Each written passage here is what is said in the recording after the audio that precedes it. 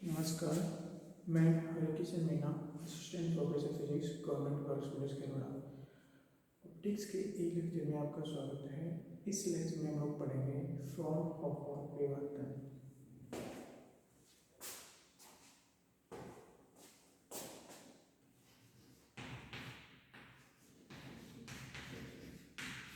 Fraunhofer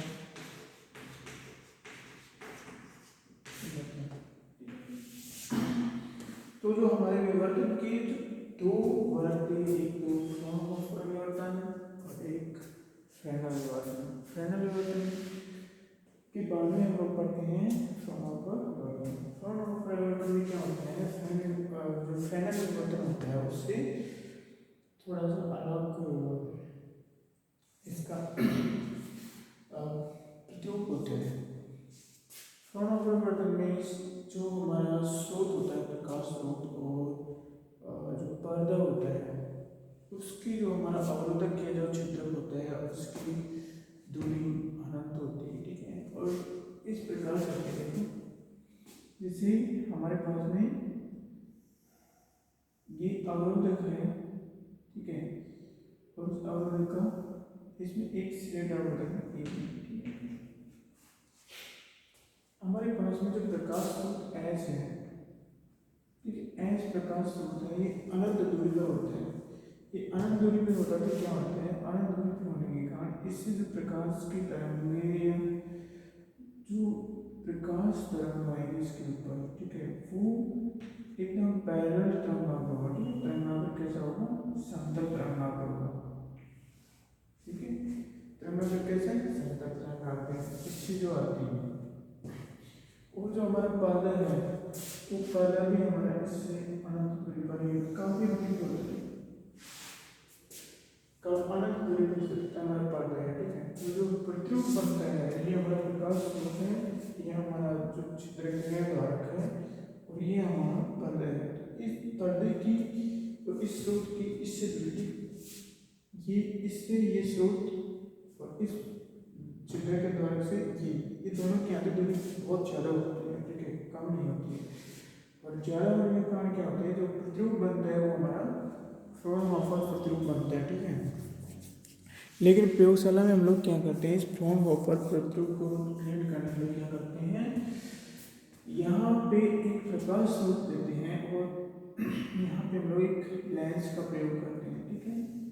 इस प्रकार से करते हैं कि इस प्रकाश स्रोत से जो प्रकाश किरणें आती हैं वो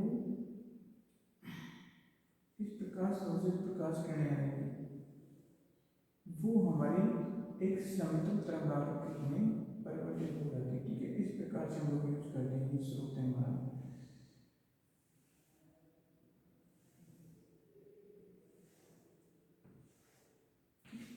हमने क्या किया, अनंत वाले लेने के बाद हमने यहाँ पे प्रकाश करके लेंस का प्रयोग किया, और लेंस क्या होता है, उनके समतल तरंगाग्र के रूप में परिवर्तित कर देता है। अब हम मानते हैं कि यहाँ पे यहाँ पे जो समतल तरंगाग्र है इसके ए और बी द्वारा है सीट है, ये यहाँ पे द्वितीय तरंगिका यहाँ से उत्सर्जित होती है इसके प्रत्येक बिंदु से, ठीक है। और किसी बिंदु पी पर हम लोग अगर पैटर्न जाने तो हम लोग क्या करेंगे, क्योंकि ये बहुत दूरी पे है, अगर हम लोग प्रयोगशाला में संपर्क करते हैं तो क्या करते हैं, हम लोग एक लेंस का प्रयोग करते हैं। यहाँ पे भी एक लेंस का हम लोग प्रयोग करेंगे, ठीक है। जैसे हमने एक लेंस का प्रयोग कर लिया, ठीक है, और ये लेंस क्या करेगा, ये लेंस इस लेंस से ये सारी किरणें इस बिंदु पी पर आपतित होती हैं, और ये किरणें होती हैं जो कि इस बिंदु पी की ए और बी, चूंकि सेंट्रल बिंदु है, हम लोग स्टार्टिंग में सेंट्रल बिंदु मानते हैं, सेंट्रल बिंदु है तो सेंट्रल बिंदु पर ए बिंदु से और बी बिंदु से चल के आने वाले जो द्वितीय तरंगिकाएं होती हैं वो तरंगिकाएं एक ही कला में होती है, ठीक है।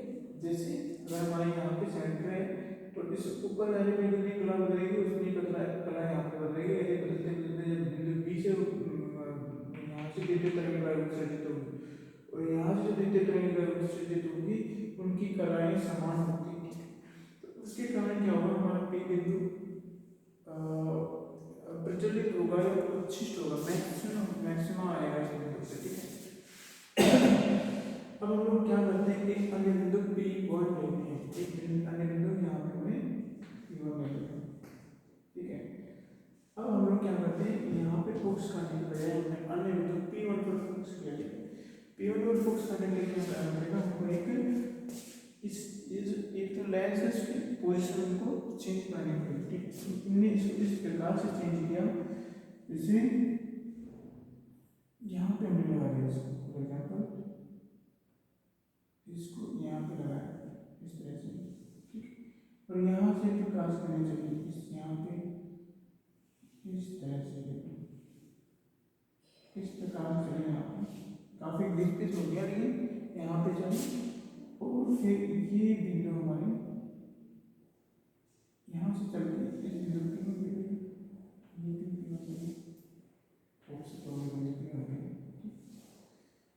और फिर यहाँ पे जो प्रतिबिंब बनेगा वो सेम वैसे ही बनेगा जैसे कि यहाँ से ये अनाथ पे स्थित है, ठीक है। और क्योंकि यहाँ से चल के यहाँ पे जो किरणें आएंगी उनमें क्या होगा, क्रमागत पदांतर होता है, और पदांतर होने के पश्चात जो भी पोजीशन होगी यहाँ पे या तो उच्चिष्ट बनेगा निम्निष्ट बनेगा, ठीक है।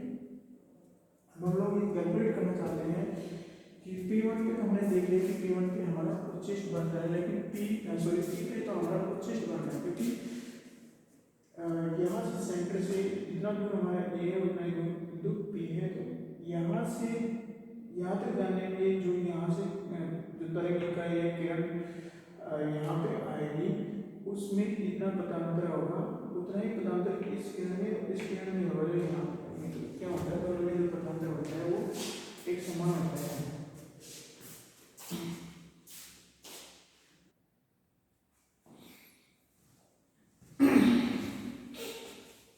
तो यहाँ पे तो हमारा क्या होगा, उच्चिष्ट होगा, लेकिन यहाँ पे हमारा उच्चिष्ट होगा या निम्निष्ट होगा उसको हम लोग कैलकुलेट करते हैं। यहाँ पे भी हम लोग कैलकुलेट करेंगे उच्चिष्ट आएगा या निम्निष्ट आएगा, ठीक है। देखो जो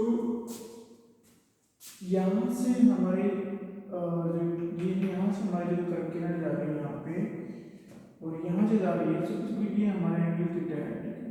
कितना एंगल है, दिस इज थीटा, ठीक है। सारे एंगल थीटा थीटा है, ये भी थीटा थीटा थीटा थीटा क्या है, थीटा एंगल है। हम लोग क्या करते हैं, ए से और जो ए हमारी BP1 है, ए से BP1 पर हम लोग एक लंब डालते हैं, ठीक है।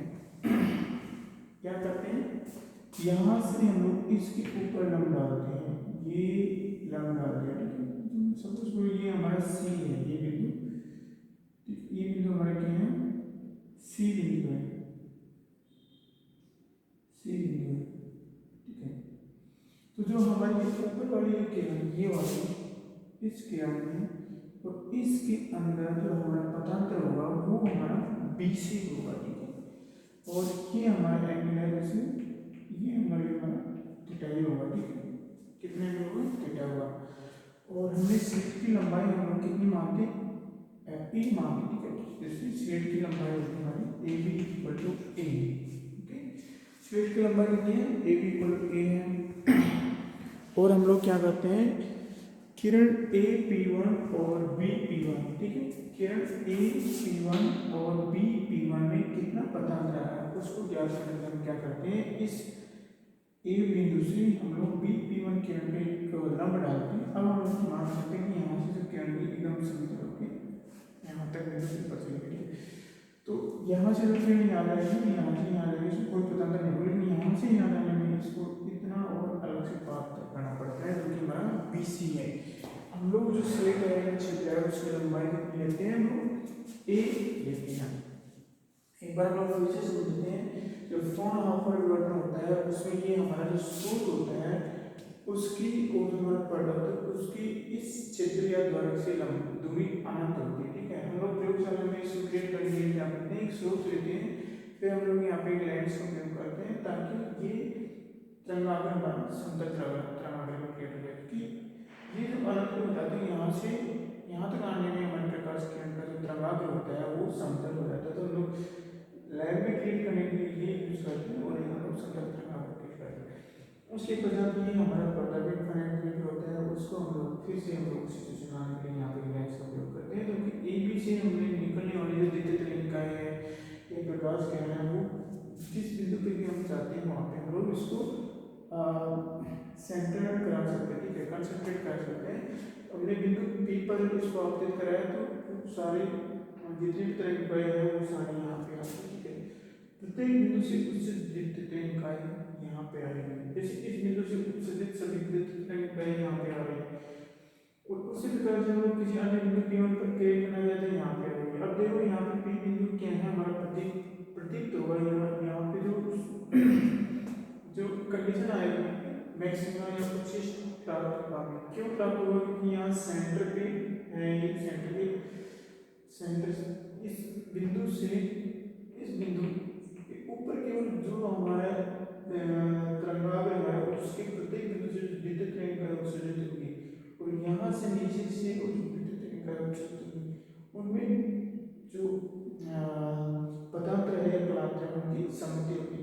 जैसे यहाँ से इस बिंदु की दूरी समान है और यहाँ से जैसे बिंदु O है इससे इस बिंदु की दूरी समान है, तो इस यहाँ से इस बिंदु से जो तरंगिकाएं यहाँ पे आएगी और इस बिंदु से जो तरंगिकाएं यहाँ पे आएगी उनमें जो पथांतर होगा उतना ही पथांतर यहाँ से यहाँ आने वाले और यहाँ से यहाँ आने वाली किरणों में होगा, ठीक है। तो यहाँ से आने वाली और यहाँ से आने वाली किरणों में पथांतर एक समान होने के कारण ये बिंदु P हमारा क्या होगा? उच्चिष्ट होगा। अब हम लोग मैथमेटिकली इसको ड्राइव करते हैं कि ये बिंदु P उच्चिष्ट होगा और हम लोग याद करते हैं कि ये बिंदु P1 या उच्चिष्ट है कि निम्निष्ट है, ठीक है। अब हम लोग क्या करते हैं, क्रिएट करने के लिए हमें ए बी स्लिट या छिद्र जो भी है हमारा उसकी लंबाई मिली ए ली, ठीक है। हमने ए से P1 पर जाने वाली किरण और B से P1 पर जाने वाली किरणों के बीच में पता लगाने के लिए क्या किया, बिंदु A से B P1 पर हमने लंब डाला ए सी लंब डाला। अब हम लोग क्या करेंगे, इस ये हमारा 90 डिग्री है तो हमारा देखो ऐसे आ गया दिस, सॉरी ऐसे नहीं आएगा, हमारा इसी ये बिंदु है, ठीक है। ये 90 डिग्री सी ये बी है, ये हमारा थीटा है और यहाँ से ए बी कितना हमारा ए बी है, तो this is B C equal to क्या आएगा हमारा इस त्रिभुज से B C equal to A B sine theta, that is A sine theta. तो हमारा पता है कितना है ए साइन थीटा, तो डेल्टा कितना बना delta equal to A sine theta, ये हमारा पता आ गया। तो बी से पी पर जाने वाले और ए से पी पर जाने वाले दोनों दोनों बीच में पता कितना है ए साइन थीटा है। अब हम लोग यहाँ पे क्या करते हैं उच्चिष्ट और निम्निष्ट के लिए कंडीशन याद करते हैं, तो हम लोग क्या करते हैं जैसे ए साइन थीटा लैम्डा के बराबर हो तो क्या होगा, तो delta is equal to lambda होगा, अगर पदांतर लैम्डा होगा, ठीक है, मतलब ए साइन थीटा अगर लैम्डा हो तो क्या होगा, ए साइन थीटा लैम्डा होगा तो इसका मतलब होगा कि बी से चल के P1 पर जाने वाली और ए से चल के P1 पर जाने वाली किरणों के बीच में पदांतर कितना होगा लैम्डा होगा। तो देखो यहाँ से चल के यहाँ जाने वाली और यहाँ से चल के यहाँ जाने वाली किरणों के बीच में, ठीक है, पदांतर कितना होगा लैम्डा बाई 2 का पदांतर होगा, ठीक है। O P1 and B P1, ठीक है, इनमें पदांतर कितना होगा लैम्डा बाई 2 का होगा, ठीक है। उसी प्रकार से O P1 and K P1 इनमें पदांतर कितना होगा मीडियम लैम्डा बाई 2 का पदांतर होगा, क्योंकि पदांतर कितना है लैम्डा बाई 2 है दोनों में। तो जब लैम्डा बाई 2 पदांतर की जो किरणें हैं, ठीक है, जब बिंदु P1 पर जाएगी, ओके, लैम्डा बाई 2 हमने जो इस प्रकार से लिया है, ये मानते हैं कि यहाँ से यहाँ तक जाने वाले से एक ही किरण मानते हैं, तो उसमें इससे यहाँ तक जाने वाले किरण उनमें कितना अंतर होगा, यहाँ से जो जीरो होगा तो सपोज ग्रुप पतांतर जी है यहाँ से, ठीक है, यहाँ से जाने वाली यहाँ से जाने वाली दोनों को पतांतर लैम्डा बाई 2 है, यहाँ से जाने वाली यहाँ से लैम्डा बाई 2 को पता है।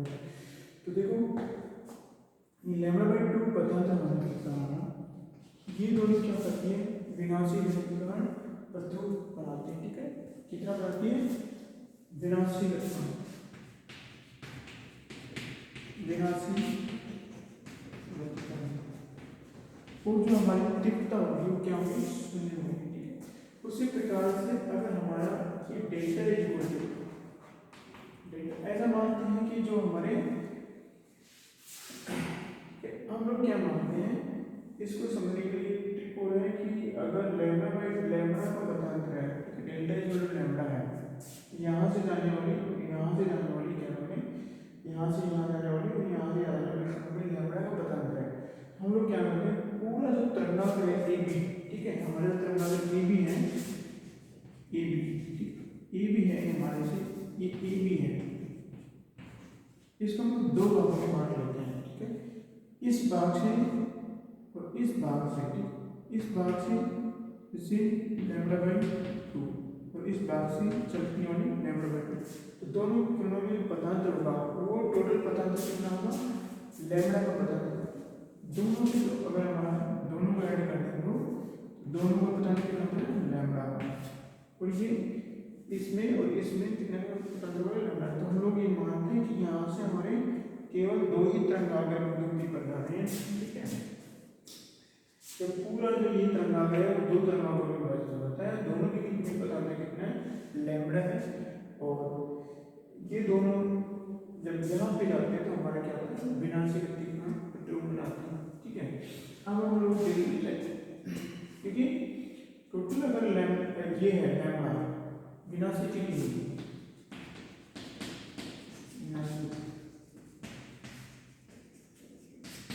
ठीक है, lambda is equal to delta is equal to इसे 2 लैम्डा हुआ, ठीक है, delta is equal to 2 lambda हुआ, तो क्या हुआ, ये हमारा तरंगाग्र है ए बी, ठीक है, जैसे ए बी है हमारा तरंगाग्र, जो तरंगाग्र ए बी है वो 1 2 3 4 भागों में विभाजित हो जाएगा, तो कितना कितना आएगा, lambda by 2 lambda by 2 lambda by 2 lambda by 2, ठीक है, ये बिंदु हमारा ओ बिंदु है, ठीक, ओ से ऊपर ये लैम्डा बाई 2 है, ए भी लैम्डा बाई 2, तो इसके प्रभाव को ये कैंसिल कर देते हैं, ये लैम्डा बाई 2 है, ये लैम्डा बाई 2 है, तो इसके प्रभाव को ये कैंसिल कर देते हैं, तो फिर क्या होता है हमारा, फिर विनाशी घनीभूतीकरण प्रतिरूप बनता है, ऐसा प्रतिरूप बनता है,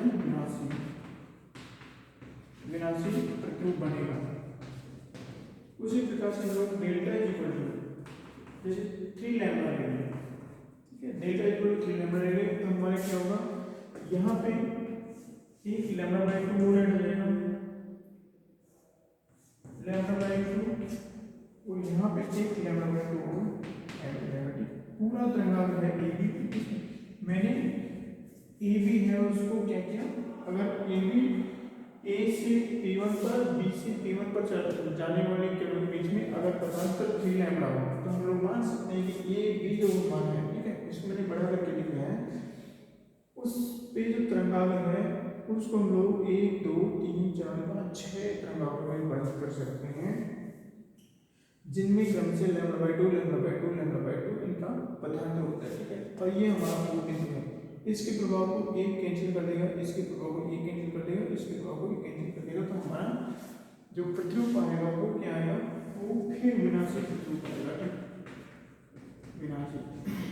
तो हम लोग क्या मान सकते हैं, हम लोग मान सकते हैं कि ये जो एंगल है थीटा, ठीक है, क्योंकि थीटा चेंज होती है हमारा, यहाँ पे एक कांस्टेंट है, थीटा चेंज होती है हमारा, लैम्डा चेंज होता है, हम लोग मान सकते हैं कि a sine theta and equal to N lambda d, okay, इसको मान सकते हैं, जैसे हमारा ये थीटा 1 के लिए था, ठीक है, ये थीटा 1 के लिए, ये हमारा थीटा 2 के लिए, ये थीटा 2 के लिए, ठीक है, इसके लिए हमारा ये थीटा 1, यहाँ पे हमारा थीटा 2, ये हमारा थीटा 2, ठीक, तो हमारा हो गया a sine theta N equal to N lambda, तो यहाँ पे हमारा जो साइन थीटा है ये एन लैम्डा के बराबर है, ठीक है, तो हमारा जो प्रतिरूप बनेगा वो विनाशी प्रतिरूप बनेगा। अर्थात बिंदु P पर अगर हमारे जो A और B के बीच में जो से जो किरणें P1 पर पहुंचती हैं उनमें अगर पदार्थ है n लैम्बडा का होगा तो हमारा ये बिंदु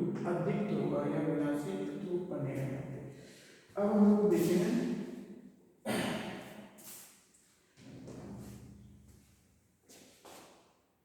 ये हमारी कंडीशन आ गई विनाशी प्रतिरूप की। ठीक है, विनाशी प्रतिरूप के लिए या बिंदु P दिक्ट है, दिक्ट या उच्चिष्ट के लिए, दिक्ट या उच्चिष्ट के लिए delta equal to A sine theta N equal to N lambda. ठीक है, ये आ गई हमारी विनाशी अधिक है, अधिक।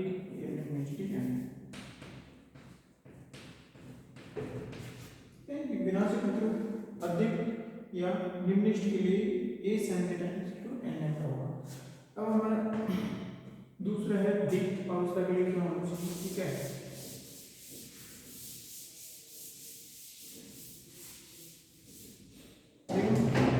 अगर हम लोग साइन थीटा किसके बराबर हो डेल्टा मान, अगर हमारा डेल्टा ही हमारा लैम्डा बाई 2 है।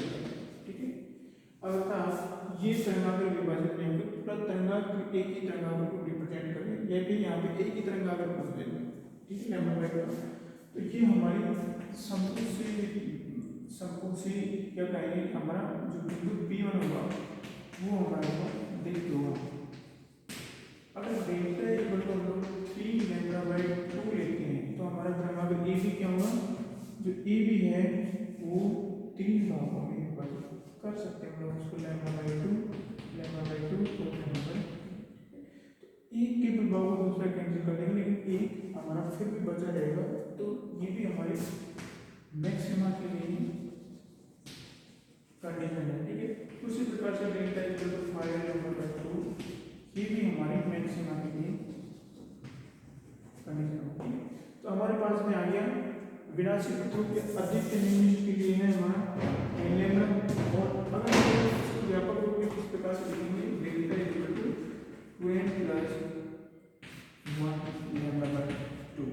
ठीक है, 2n plus 1 lambda by 2 maxima के लिए। हम लोग यहाँ पे लिख लेते हैं मैक्सिमा और मिनिमा के लिए। ठीक है, इसके लिए इसको मैं मिला देता हूँ, काफी डेटा है।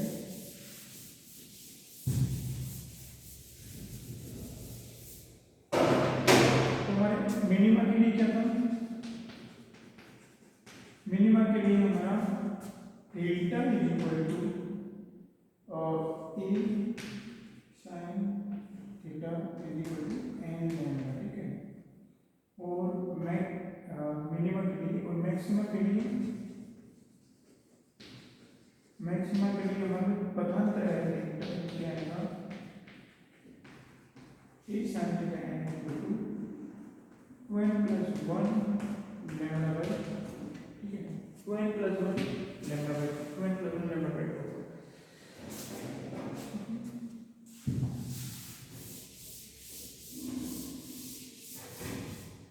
ये तो हमारे फॉर्म ओवर में मैक्सिमा और मिनिमा के लिए कंडीशन आ गई है। अब हम लोग ज्ञात करेंगे कि किस प्रकार से क्या ज्ञात करेंगे, हम लोग ज्ञात करेंगे कि जो विद्युत प्रतिरूप में हमारा तीव्रता का वितरण किस प्रकार से होता है। ठीक है, बहुत इजी है तीव्रता का प्रतिरूप वितरण ज्ञात करने के लिए। देखो हमारा जैसे कलांतर होता है, सपोज करो एक बिंदु से बिंदु P1 पर पहुंचने वाली किरण और दूसरे बिंदु से बिंदु P1 पर पहुंचने वाली किरणों के बीच में जो कलांतर होता है वो कैसे निकालते हैं, सपोज करो 12 है। ठीक है, ए और बी से बिंदु ए और बी से ठीक है, ए बिंदु ए और बी से इस P1 बिंदु पर पहुंचने वाला। ठीक है, P1 पर पहुंचने वाली किरणों के बीच में कलांतर कितना होगा? कलांतर इज 2 अल्फा, ठीक है। तो कलांतर कितना है हमारा? 2 alpha is equal to 2 pi by lambda multiply by पदांतर, ठीक है। इस प्रकार से हमें कलांतर याद कहते हैं। पदांतर कितना हमारा? डेल्टा या a sin थीटा है, ठीक है। तो 2 alpha is equal to 2 pi lambda multiply by a sin theta, ठीक है। sin थीटा है, sin थीटा है, ठीक है। अगर हम sin थीटा लिखेंगे यहाँ पे this will be change, okay. Alpha, अगर यहाँ पे अल्फा लिखेंगे तो sin थीटा आ जाएगा, ठीक है। अब हम लोग क्या करेंगे? इस बिंदु P पर या कहें कि जो प्रदीप पर विभिन्न बिंदु हैं उन पे हम लोग तीव्रता का वितरण ज्ञात करेंगे इस प्रकार से। माना कि ये हमारा कलांतर है उसको हम लोग इस प्रकार से रिप्रेजेंट करते हैं। बिंदु जैसे हमारा A बिंदु है, ठीक है, उससे P पर पहुंचने वाला कलांतर है, ठीक है, उसको हम लोग इस प्रकार से रिप्रेजेंट करते हैं। ये हमारा इसमें A और P1 से रिप्रेजेंट कर दिया, ठीक है। A P1 से रिप्रेजेंट कर दिया। फिर हमारा इस नेक्स्ट बिंदु से जो कलांतर वो माइनर डिफरेंट आता है, इसमें जैसे अल्फा है नहीं, जैसे अल्फा है, ठीक है। जैसे ही हमारा ये वहाँ पे आता है तो जो थीटा एन है उसमें हल्का का कुछ होता है, यहाँ पे सी बिंदु है, ठीक है। ये हमारा थीटा एन है, टोटल थीटा एन है, थीटा एन। अगर हमारे यहाँ से बिंदु जाती है, यहाँ से यहाँ जाती है, वो थीटा एन -1 होगा, ठीक है। यहाँ से आ गई, यहाँ से फिर इसमें लंब डाला हमने, ये लंब हमारे यहाँ आएगा, ठीक है। ये हमारे कितना है? थीटा एन -1, ठीक है। बिंदु जैसे सी एन था, ये सी एन, ठीक है। तो इस प्रकार से देखते हैं जैसे जैसे एन चेंज होता है हमारा, वैसे वैसे हमारा ये भी चेंज हो जाएगा, ठीक है। तो हम मानते हैं कि ए P1 संकेत के रूप में सपोज को ए डॉट लगा दिया मैंने इसके ऊपर, ताकि हम क्या समझे कि ये कलांतर को रिप्रेजेंट कर रहा है, ठीक है। अल्फा एन को रिप्रेजेंट कर रहा है। सपोज कि अल्फा 1 है, ठीक है। क्या है? अल्फा 1। अल्फा 1 क्या है? यहाँ से इसके पास जो पास वाला बिंदु है, EC जो पास वाला बिंदु है, इस बिंदु से इस बिंदु तक गई जो किरण, इस पे हमने लंब डाला, ठीक है। इस पे हमने लंब कौन डाला? इस पे हमने यहाँ से लंब डाला, तो ये C1 है और ये जो कोण है, ठीक है। हमारा पिछला जो लाइन छूटा हुआ था उसका ये नेक्स्ट पार्ट है, इसी के अंदर होगा। हमारे पास में जो स्लिट थी ए बी, उससे P1 बिंदु पर पहुंचने वाली जो किरणें थी उनमें जो पथांतर था वो हमारा BC था, ठीक है। हम लोग यहाँ पे ये हमारा जैसे इस टोटल लाइन में हम लोग थीटा माने, तो हमारा जो कलांतर होगा, ठीक है, यहाँ से यहाँ पहुंचने वाले किरण और यहाँ से यहाँ पहुंचने वाले जो तिक्तिक तरीका है उनमें अगर कलांतर हमारा 2 अल्फा है, ठीक है, तो हमारा 2 अल्फा होगा वो कितना होगा? 2 पाई डिवाइडेड लैम्डा टाइम पथांतर। और इन दोनों में हमने पथांतर याद किया कि पथांतर कितना होता है? अगर ए बी हमारी ए है, ठीक है, ए बी हमारी ए है, ठीक है, हमारी ए sin थीटा हो जाती है, ठीक है। ए बी हमारी है तो ए sin थीटा है, तो हमारी जो BC है वो पथांतर है, और BC कितनी आती है?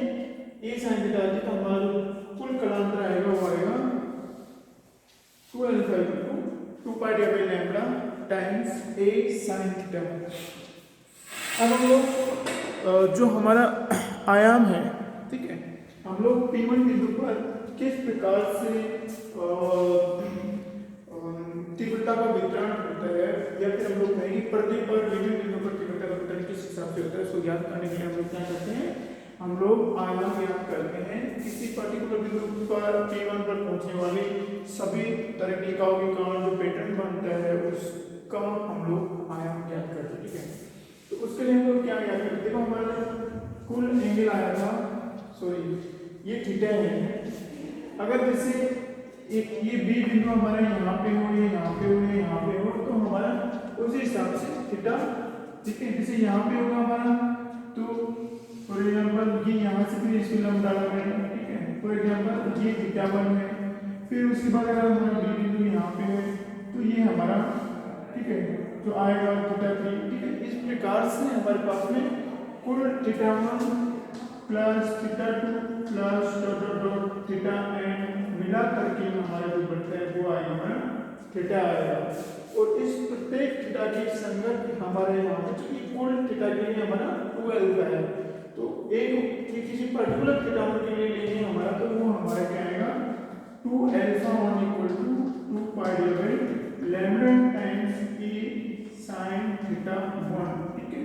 इस प्रकार से हम लोग 2 alpha 2 equal to 2 pi divide lambda multiply by a sin theta 2, ठीक है। अब हम लोग क्या ज्ञात करते हैं, हम लोग ज्ञात करते हैं कि इन a से b तक जो तरंगाग्र है, स्लिट a से b तक की जो स्लिट है उसमें जो तरंगाग्र स्थित है, उस तरंगाग्र के प्रत्येक बिंदु के कारण P1 बिंदु पर पहुंचने वाले जो कितने तरंगिकाएं हैं या तरंग किरणें हैं, प्रकाश किरणें, उनके कारण जो आयाम आएगा वो कितना आएगा, ठीक है। तो हम लोग कैलकुलेट करते हैं, जैसे हमने कहा कि अल्फा 1 थीटा 1 की संगत हमारा अल्फा 1 है, ठीक है। तो हम लोग क्या करते हैं, यहां से एक बिंदु लेते हैं, हम लोग जैसे ए बिंदु ले लिया, ठीक है, और एक ये जो बी बिंदु अगर हमारा इस प्रकार से स्थित हो कि ये हमारा थीटा इक्वल टू थीटा 1 है, ठीक है, तो ये हमारा आएगा अल्फा 1 आएगा, ठीक है, अल्फा 1 ये कितना आएगा अल्फा 1 आएगा। और यहाँ पे हमारा जो आयाम है परिणामी आयाम, वो परिणामी आयाम आएगा, ठीक है।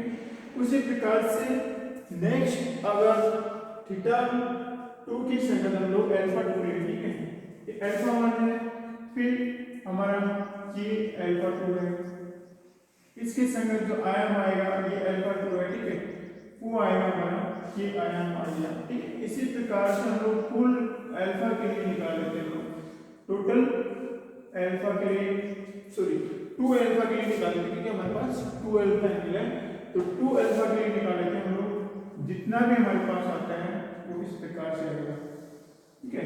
ये हमारा कुल एंगल कितना है, कुल एंगल है हमारा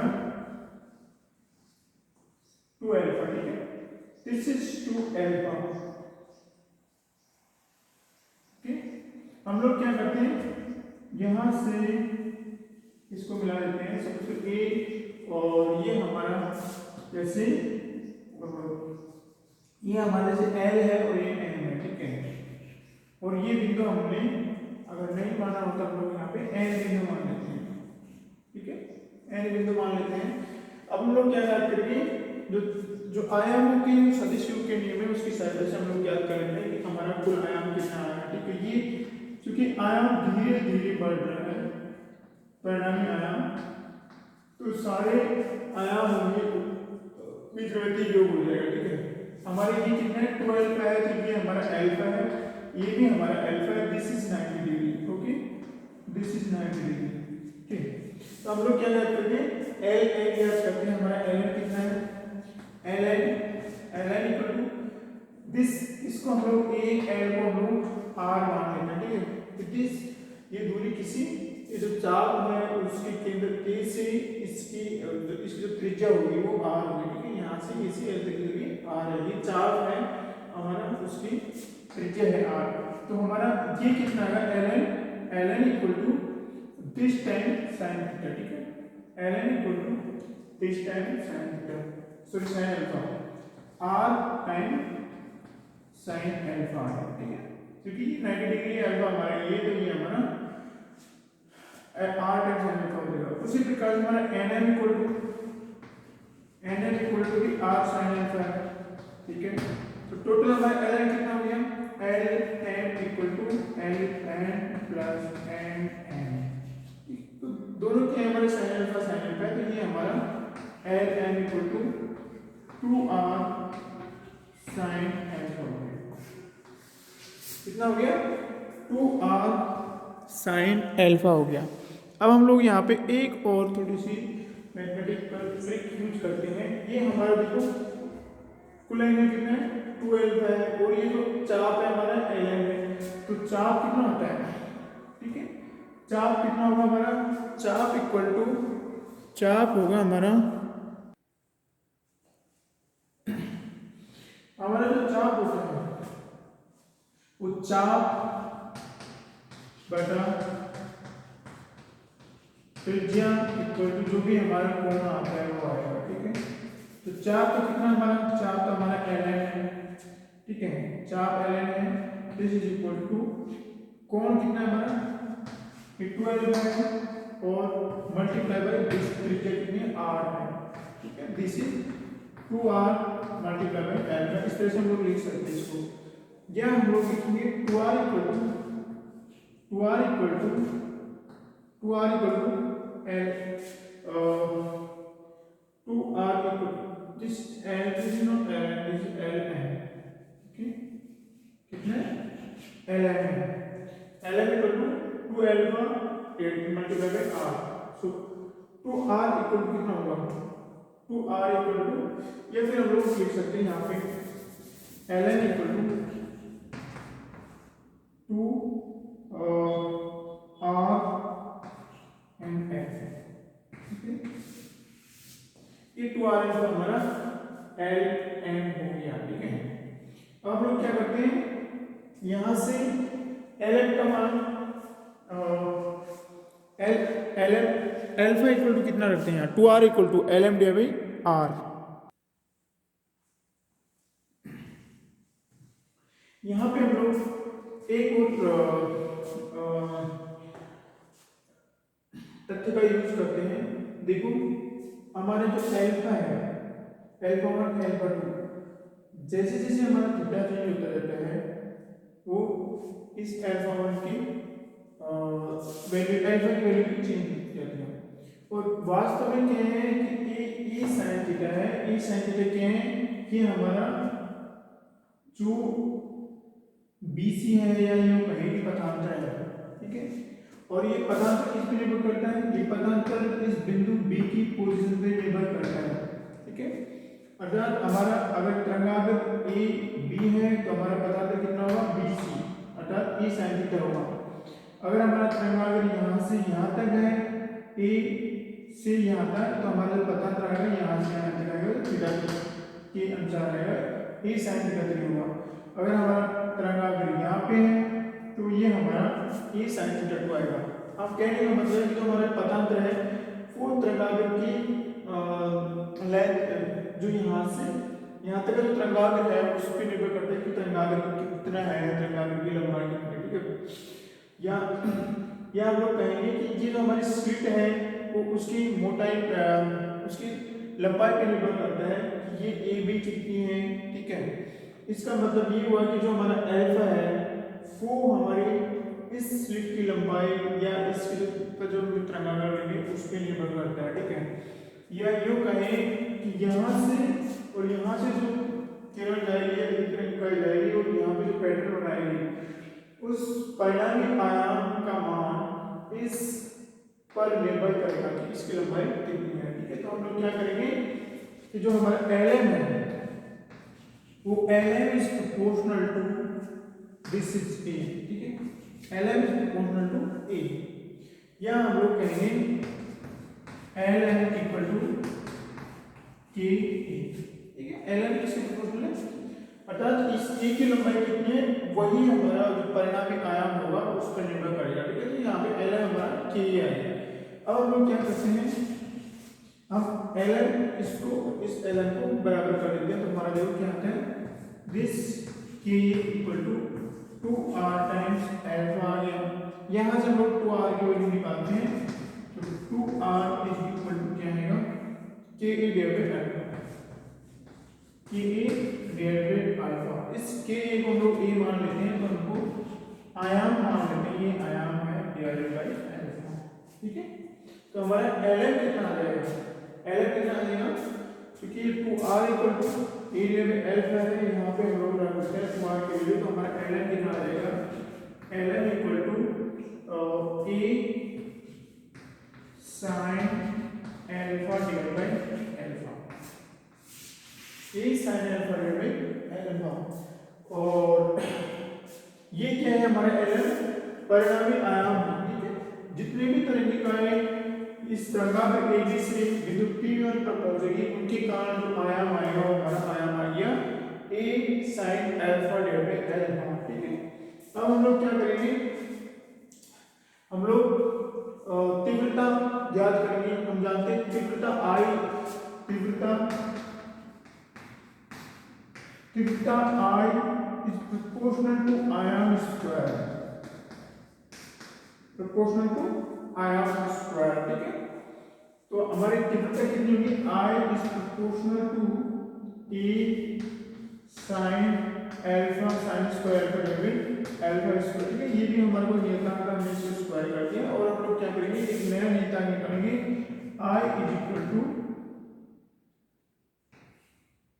this is k1 लिखते हैं हम, k1 a square sin square alpha divided alpha square, या हम लोग इसको लिखेंगे I0 लिख देंगे। ठीक है, इसको I0 लिख देंगे, इसको हम लोग क्या लिखेंगे, I0 लिख सकते हैं।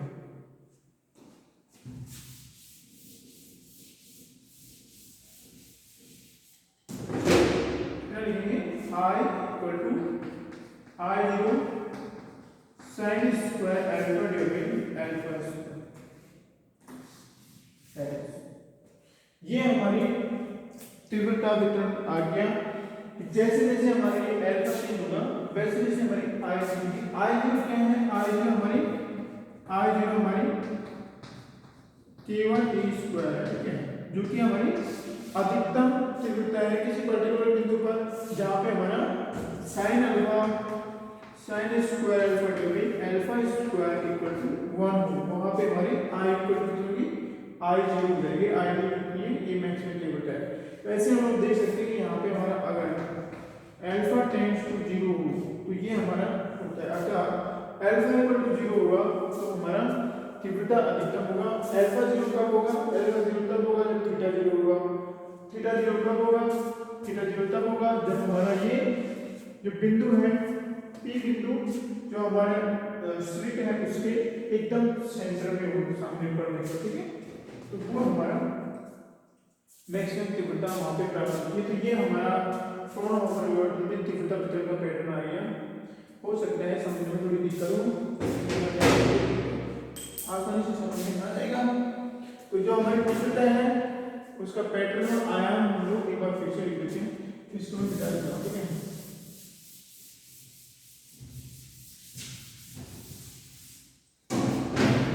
देखो ये हमारी स्लिट थी AB और ये हमारा पर्दा था, तो मैक्सिमम तीव्रता यहाँ पे मिलेगी हमको। ठीक है, यहाँ पे इसलिए मिलेगी क्योंकि B से बिंदु P पर पहुंचने वाली और A से बिंदु P पर पहुंचने वाली इन दोनों तरंगों की लंबाई, इन दोनों की क्या है, समान प्रकार से पथ तय करके यहाँ से और यहाँ से जो किरणें बिंदु P पर पहुंचती हैं। लेकिन अगर जैसे हम लोग कोई अन्य बिंदु ले P1, तो यहाँ पे हमारा इसमें पता चला जाता है, और ये जो हमें मिलाता है हमारा दिस इज थीटा। ठीक है, तो अगर हमारा थीटा अगर 0 होगा, थीटा 0 कब होगा, जब हमारा ये बिंदु P1 यहाँ पे स्थित होगा, अगर P पर हो, सेंटर में हो, सेंटर में होगा, तो A और B से जाने वाले किरणों को पता नहीं होगा। उस स्थिति में हमारी जो तीव्रता आएगी I0 आएगी, और I0 k1 a स्क्वायर, और हमारा जो आयाम आया था वो हमारा आयाम आया था साइन, आयाम आया था हमारा दिस ln, आयाम कितना आया था, ln equal to a sin alpha divided by alpha, ये हमारा आयाम आया था। ठीक है, इस प्रकार से ये कोणों परिवर्तन में हम लोग इस तथ्य पर पहुंचे, इस प्रकार से हमारा तीव्रता वितरण का सूत्र क्या है, और आयाम का सूत्र क्या है, ये हमारा नेक्स्ट लेक्चर में हम लोग पढ़ेंगे किस प्रकार से फॉर्म ऑफ परिवर्तन में मैक्सिमा और मिनिमा प्राप्त होते हैं। लेक्चर देखने के लिए शुक्रिया। Thank you.